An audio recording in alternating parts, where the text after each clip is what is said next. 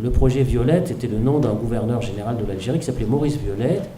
et qui avait été gouverneur dans les années 1920, et qui avait expliqué dans un livre qui était sorti en 1929, L'Algérie vivra-t-elle, où il expliquait que s'il n'y avait pas la possibilité pour l'Algérie d'évoluer par la réforme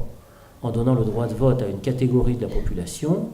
eh bien, des élites en particulier, eh bien, le risque était très grand que l'Algérie disparaisse dans sa forme de l'époque, c'est-à-dire rattachée à la France. Et donc il y avait dans ce projet de loi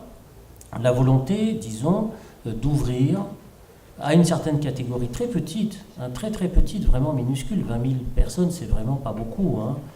Par rapport aux 5 ou 6 millions d'Algériens de l'époque, c'était vraiment extrêmement limité, extrêmement réduit. Et comme on le sait, ce projet de loi Boum-Violette n'a jamais vu le jour. C'est-à-dire qu'il a été discuté en Conseil des ministres, approuvé, etc., mais il n'a jamais été présenté à l'Assemblée nationale. En fait. Donc l'histoire s'est accélérée,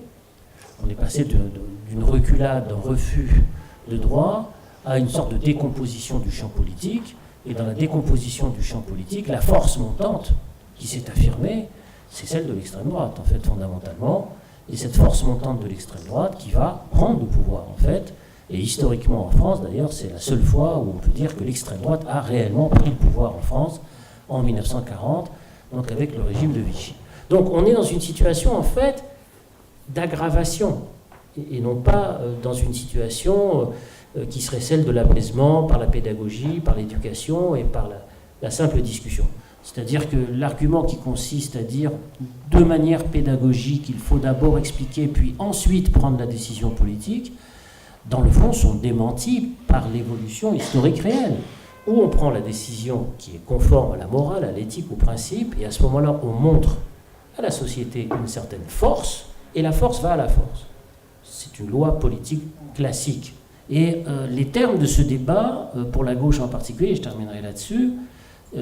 sont beaucoup plus graves qu'auparavant, parce que dans le fond, dans les années 80, on pouvait encore espérer, disons, dans une dynamique pédagogique permettant de faire progresser l'idée du droit de vote des étrangers, parce qu'en associant ceux qui vivent dans la cité depuis longtemps et qui payent des impôts, qui travaillent dans la cité, etc., donc qui ont le droit, par conséquent, de peser sur la vie, disons, électorale, municipale, eh bien, on était en droit d'attendre que tout cela se traduise concrètement par une décision. Or, le fait qu'on perde du temps, à mon avis, depuis 30 ans, eh bien, fait qu'on a oublié le fait qu'on a des gens qui sont ici depuis 30, 40 ans et qui ne peuvent toujours pas voter.